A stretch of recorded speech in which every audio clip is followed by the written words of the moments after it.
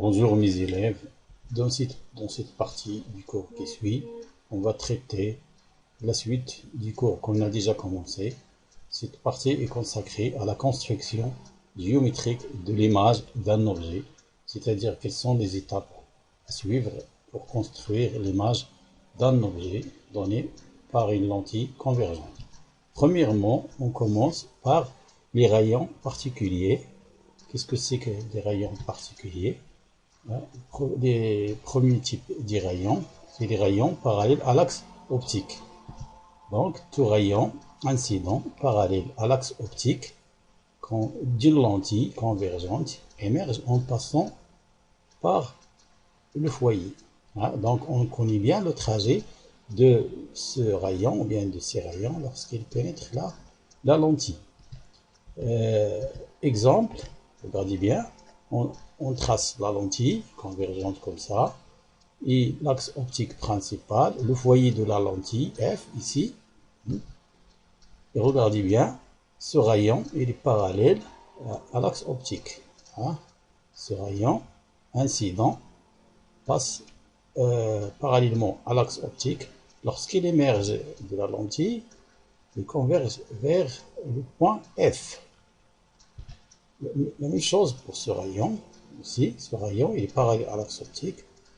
Lorsqu'il émerge de la lentille, il passe par le foyer F de la lentille.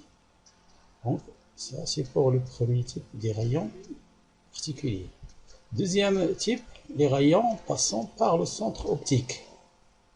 Donc, un rayon passant par le centre optique n'est pas dévié lorsqu'il émerge de la lentille. Par exemple, regardez bien ce rayon.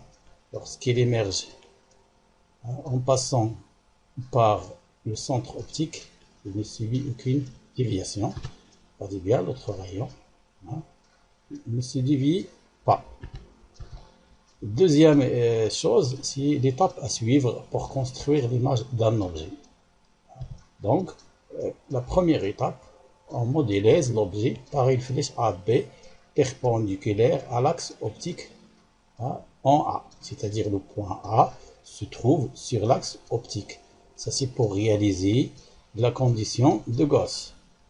Deuxième chose, on choisit une échelle convenable pour représenter la lentille et son foyer et l'objet AB. Deuxième ou bien troisième étape, il faut placer l'objet AB de façon perpendiculaire à l'axe optique de la lentille. On a déjà parlé de ça dans la première étape. On a juste répété cette étape pour bien comprendre. Ensuite, il faut construire les deux rayons particuliers qu'on a vus précédemment, ici d'un point B, bien du point B, c'est-à-dire de construire l'image du point B. Premièrement, on commence par la construction géométrique de l'image du point B. Ces rayons, ils émergent en passant par le point B'. Dans ce cas, le point B' représente l'image du point B, c'est-à-dire B', image de B. Le premier rayon passe par le centre optique et n'est pas dévié. Le deuxième rayon est parallèle à l'axe optique et émerge en passant par le foyer F de la lentille. L'étape suivante, l'intersection de ces deux rayons donne le point B'. Bien sûr, on parle ici des rayons émergents de la lentille.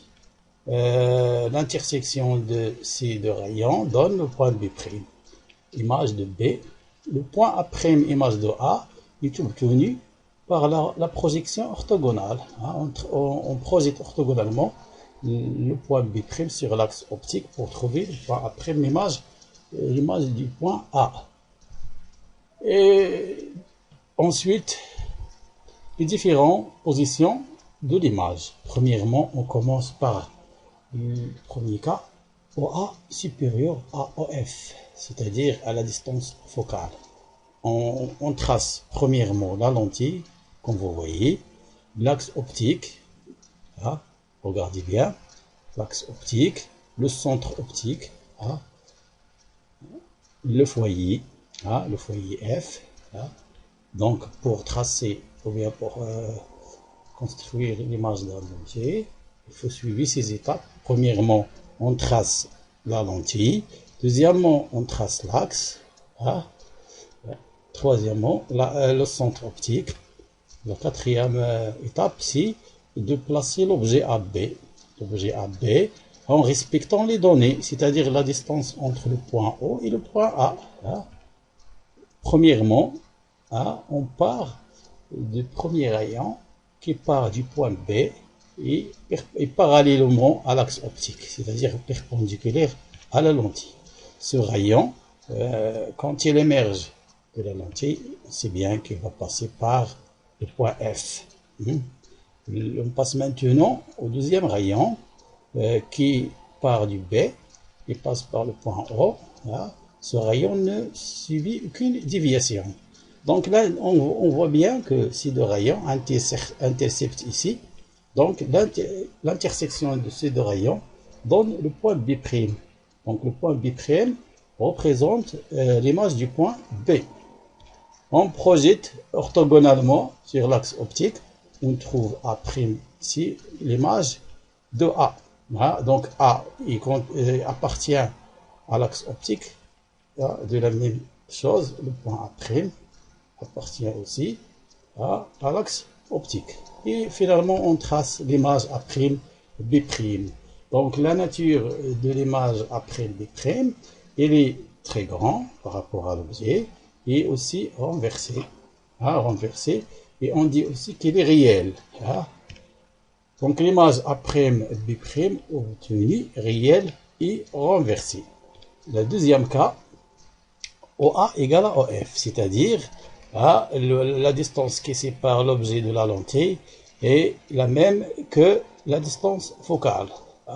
On commence par le premier rayon qui part de B et quand il émerge de la lentille, il passe par F.